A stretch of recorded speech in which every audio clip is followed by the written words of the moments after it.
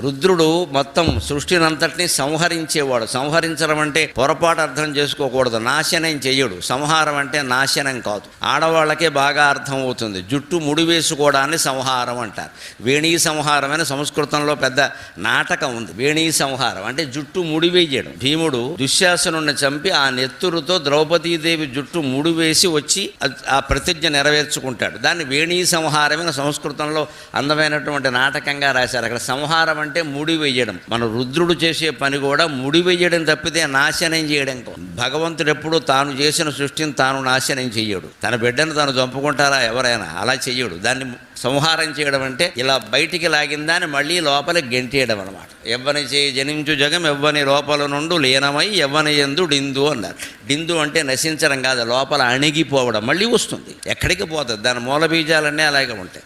అంతే ఆ సంహార శక్తిని రుద్రుడు అంటారు.